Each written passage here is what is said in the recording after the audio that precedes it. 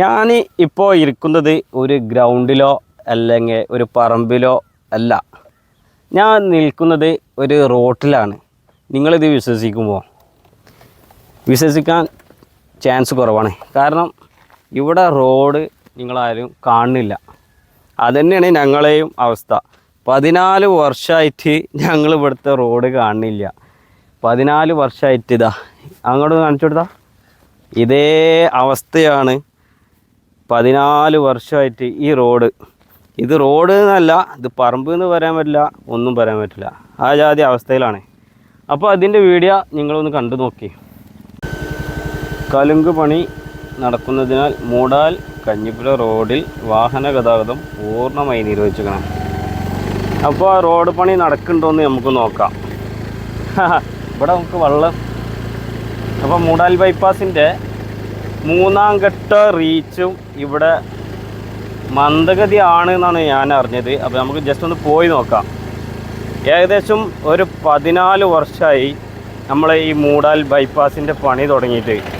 ഇവിടെ ഒരു ബോർഡ് എഴുതിയിട്ടുണ്ട്, റോഡ് പണി നടക്കുന്നു, പൂർണ്ണമായി നിരോധിച്ചിരിക്കണ്, ഇതുവഴി തിരിഞ്ഞു പോവാണ്. അപ്പോൾ ഈ 2 സൈഡിലെ റോഡിൽ നിങ്ങൾക്ക് കണ്ടാൽ മനസ്സിലാവും ഇവിടെ പണി നടക്കുന്നുണ്ടോ അതോ അതിൻ്റെ അവസ്ഥ എന്താണെന്നുള്ളത് നമുക്ക് ഈ ഒരു വീഡിയോയിലൂടെ കാണാം. 2 സൈഡും ആകെ പൊട്ടി പിടിച്ച് കിടക്കട്ടാ. ഇത് ഇന്നൊന്നിലും തുടങ്ങിയതല്ല, 14 വർഷമായിട്ട് ഈ ഒരു അവസ്ഥയാണ് ഈ റോഡിനുള്ളത്. ഇപ്പം 3ാമത്തെ ഘട്ടം ഒരു കോൺട്രാക്ടർ കരാറെടുത്ത് എന്തൊക്കെ കാട്ടിക്കൂട്ടിയതാണ് ഈ കാണുന്നത്. ഇവിടെ ദാ കുറേ കല്ലൊക്കെ വെച്ച് കെട്ടിപ്പൊന്തിച്ച് താഴത്തുനിന്ന് ഇങ്ങോട്ട് പൊന്തിച്ച് വെച്ചിരിക്കണം. ഇവിടെ ഇപ്പോൾ ഒരു പണി നടക്കുന്നില്ല എന്നാണ് എനിക്ക് കിട്ടിയ റിപ്പോർട്ട്. അപ്പോൾ അതിൻ്റെ അടിസ്ഥാനത്തിൽ ഞാൻ ജസ്റ്റ് ഒന്ന് വീഡിയോ എടുത്ത് നിങ്ങളെ എത്തിക്കുക എന്നുള്ളതാണ് നമ്മുടെ ഉദ്ദേശം. ഇതിൻ്റെ 2 വശം ഈ ഒരു മൂടാൽ ബൈപ്പാസ് ഏകദേശം 6 കിലോമീറ്റർ ദൂരമാണ് ഉള്ളത്. ഈ 6 കിലോമീറ്ററിൻ്റെ ഉള്ളിൽ റോഡിൻ്റെ 2 സൈഡ് 2 തലഭാഗം, അവിടുന്ന് ഇങ്ങോട്ട് ഏകദേശം 2 കിലോമീറ്റർ ടാറിങ് കഴിഞ്ഞു. അതേപോലെ തന്നെ മൂടാൽ ചുങ്കം വരെ 2 കിലോമീറ്റർ ടാറിങ് അതും കഴിഞ്ഞ്. ഇതിൻ്റെ നടുഭാഗത്ത് ഉള്ള ഈ ഒരു അവസ്ഥ നിങ്ങൾ കാണണം. വളരെ ശോചനീയമായ അവസ്ഥ. ഈ ഒരു വീട്ടിൻ്റെയൊക്കെ മേലൊക്കെ നോക്കി പൊടി. ഇനിയിപ്പോൾ ഇത് വേനൽക്കാലം ആവുകയാണ്. വേനൽക്കാലം ആയി കഴിഞ്ഞാണ്ടല്ലോ ഇപ്പോൾ ഈ പൊടി ചെറിയ രൂപത്തിലാണ്.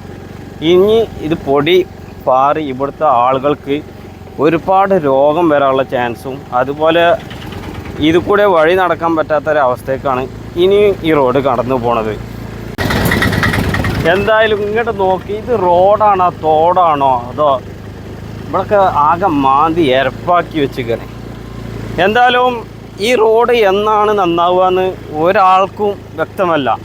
നമ്മുടെ ബഹുമാനപ്പെട്ട മന്ത്രി റിയാസ് വന്നിട്ട് 1/2 കിലോമീറ്റർ നടന്നിട്ട് പറഞ്ഞ് ഇതാ അടുത്ത കൊല്ലം ഈ റോഡ് തുറന്നു കൊടുക്കുന്നു. ജലീൽ വന്ന് ഫ്ലക്സ് വെച്ച് ബോർഡ് വെക്കും, ഞാനാണ് അതിൻ്റെ ഉത്തരവാദിത്വം ഏറ്റെടുക്കുക എന്നൊക്കെ പറഞ്ഞിട്ട് ഒരുപാട് പ്രസംഗമൊക്കെ നടത്തിയിരുന്നു.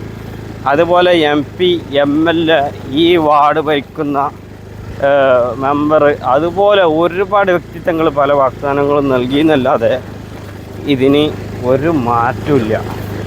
ഇത് കണ്ടില്ലേ, കുറേ സാധനങ്ങളൊക്കെ ഇവിടെ കിടക്കുകയെന്നല്ലാതെ ഒരു പണി ഇവിടെ നടക്കണില്ല. ഇപ്പോൾ കുറേ പൈപ്പ് ലൈനൊക്കെ ഇതിൻ്റെ ഉള്ളിൽ കുഴിച്ചിട്ട് പോയിട്ടുണ്ട്. പക്ഷേ റോഡിൻ്റെ അവസ്ഥ കണ്ടില്ലേ, ആകെ കൊണ്ട് ഒരു രോഗിനിട്ട് ഒരു ആംബുലൻസിൽ പോലും ഇത് കൂടെ പോകാൻ പറ്റാത്ത അവസ്ഥയാണ്. ഇതൊക്കെ ഉണ്ടല്ലേ, വർഷക്കാലം വന്നാൽ ഇത് കുളമാണ്. വേനൽക്കാലം വന്നാലോ ഈ വീട്ടുകാർക്കൊക്കെ വളരെ ബുദ്ധിമുട്ടായിട്ടാണ് ഈ റോഡ് ഇവിടെ കടന്നു പോകുന്നത്. എത്രയോ വർഷങ്ങളായി, നമ്മൾ 1-2 വർഷങ്ങൾ എന്നൊക്കെ പറയുകയാണെങ്കിൽ ഒരു രസമുണ്ട്. ഇത് 14 വർഷമായിട്ട് ഈ ഒരു കിടക്കുന്ന റോഡ് കണ്ടില്ലേ. മരങ്ങളൊക്കെ ഇനിയിപ്പോൾ പൊടി പിടിച്ചിപ്പോൾ വേനൽക്കാലം ആയി, ഇനി ഇവിടെ നിൽക്കാൻ പറ്റില്ല. ഇവിടെ കഴിഞ്ഞ പ്രാവശ്യം ഈ റോഡ് ബ്ലോക്ക് ചെയ്താണ്, വലിയ വാഹനങ്ങൾക്കൊക്കെ നിരോധനം ഏർപ്പെടുത്തി ഒരുപാട് സമരങ്ങളൊക്കെ ചെയ്ത് നാട്ടുകാരും ഇവിടെയൊക്കെ രംഗത്തൊക്കെ ഇറങ്ങി ഈ അടുത്ത വർഷം ഇത് പൂർത്തീകരിക്കും എന്നുള്ള പല വാഗ്ദാനങ്ങളും ഇതിപ്പോൾ മുനിസിപ്പാലിറ്റിയിൽ നിന്നായാലും ബ്ലോക്കിൽ നിന്നായാലും അതേപോലെ മുകളിൽ നിന്നുള്ള പല മന്ത്രിമാരും ഇടപെട്ടിട്ടൊക്കെ അതേമാതിരി പറഞ്ഞു, വാഗ്ദാനങ്ങളൊക്കെ പറഞ്ഞു. ഇപ്പോൾ ഈ ഇതിലിവിടെ പൈപ്പൊക്കെ വെച്ചിരിക്കണം എന്തിനാരോ, ഇത് കൂടി വലിയ വാഹനങ്ങൾ കടന്നു പോകുമ്പോൾ ഈ വീട്ടിലൊക്കെ ഭയങ്കര ബുദ്ധിമുട്ടാണ്. ചെറിയ കുട്ടികൾ, പ്രായമായവർ, ഒരുപാട് ശ്വാസ ബുദ്ധിമുട്ടുകൾ, ഒരുപാട് അസുഖങ്ങളുള്ള ആൾക്കാരൊക്കെ ഈ നാട്ടും പ്രദേശങ്ങളിൽ താമസിക്കുന്നവരാണ്. അവർക്കൊന്നും ഒരു നീതി എന്ന് പറഞ്ഞാൽ ലഭിക്കുന്നില്ല. കാരണം അത്രയും പ്രയാസപ്പെട്ടിട്ടാണ് ഇവിടെയൊക്കെ ജീവിച്ചു പോണത്. ഇപ്പോൾ ഈ റോഡിൻ്റെ ഒക്കെ അവസ്ഥ കണ്ടില്ലേ, എത്ര ആൾക്കാർക്കാണ് ബുദ്ധിമുട്ട്. ഇതിപ്പോൾ ഏകദേശം 2 കിലോമീറ്റർ അടുത്താണ് ഇനി ടാറിങ് ചെയ്യാനുള്ളത്. ആ ഒരു പ്രദേശമാണ് ഈ കാണുന്നത്. ഒരു ലോകമുണ്ട്, പക്ഷേ എന്താ ചെയ്യുക, ഉപകാരമില്ല. ഇപ്പോൾ ആ വണ്ടി വരുന്നോടത്ത് ഇപ്പോൾ പൊടി പാറുന്നില്ലേ, ഇതൊക്കെ ഇനി വേനൽക്കാലം കണ്ട് ചൂടായി കഴിഞ്ഞാണ്ടല്ലോ ഇത് മൊത്തം പൊടി കൊണ്ട് പാറി ഇവിടെ നടക്കാൻ പറ്റാത്ത, ജീവിക്കാൻ പറ്റാത്ത അവസ്ഥയിലാവും. ഇപ്പോൾ ഈ ഇവിടെയൊക്കെ മണ്ണ് മാന്തിയിട്ടിരിക്കുന്നത്, ഇവിടെ ഇപ്പോൾ എന്തോ ഒരു പ്രശ്നം നടക്കുന്നുണ്ടെന്നാണ് ഞാൻ പറഞ്ഞത്. ഇവിടെ അത് കാരണം ഇവിടെ നിർത്തി വെച്ചെന്ന് പറയുന്നുണ്ട്. ഇത് നമ്മളെ ചുങ്കം ആനപ്പടി ഇറക്കാണ്. ഇവിടുത്തെ ജനങ്ങൾക്ക് എന്തൊക്കെയോ റോഡിൻ്റെ വളരെ ബുദ്ധിമുട്ട് കാര്യങ്ങളൊക്കെ നേരിടുന്നത് കാരണമാണ് ഇവിടെ പണി നിർത്തി വെച്ച് തരുന്നുണ്ട്.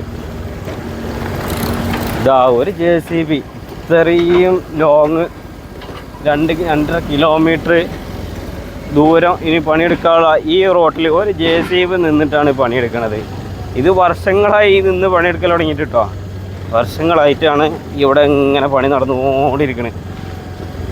ചെറിയ വർഷമല്ല, 14 വർഷം ഇവിടെ റോഡ് എഴുതി വെച്ചിട്ടുണ്ട്. എന്താണ്, റോഡ് വർക്ക് നടക്കുന്ന വാഹനങ്ങൾ. ഇത് കാണാൻ തുടങ്ങിയിട്ട് കൊല്ലങ്ങളായി എന്നാണ് ഈ പറയുന്നത്. ഇത് നമ്മളെ ചുങ്കം അങ്ങാടിക്ക് എത്താനായി ഏകദേശം.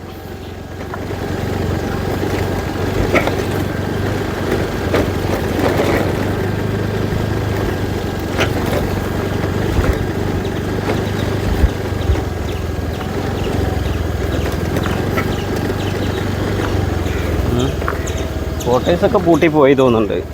ഈ വീട്ടിലൊക്കെ അവസ്ഥ നോക്ക്, വളരെ ശോചനീയമായ അവസ്ഥയാണ്. ആ പൊടിയൊക്കെ തിന്ന് ജീവിക്കുകയാണ് ആൾക്കാർ.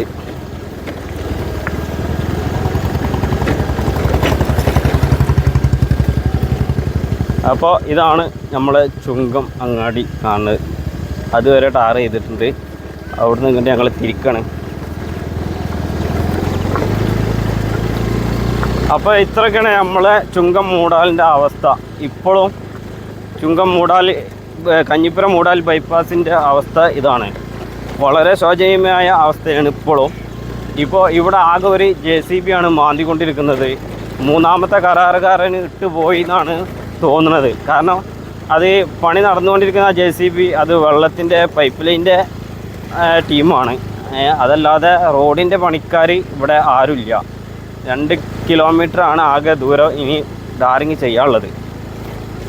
എന്തായാലും ഇതിനൊരു പരിഹാരം ഇനി എന്ന ചോദ്യം ഇപ്പോഴും ബാക്കിയാണ്. ഇവിടുത്തെ MLAക്ക് ചോദിച്ചാലും അറിയില്ല, MP-നോട് ചോദിച്ചാലും അറിയില്ല, ഇനി മന്ത്രിയോട് തന്നെ ചോദിച്ചാലും അറിയില്ല ഇത് എന്ന് തീരും എന്നുള്ളത്. വാഗ്ദാനങ്ങൾ വലിയ വാഗ്ദാനങ്ങളാണ്, പക്ഷേ ഒക്കെ അത് വാക്കുകൊണ്ട് മാത്രമാണ്, പ്രവൃത്തിയിൽ ഇല്ല.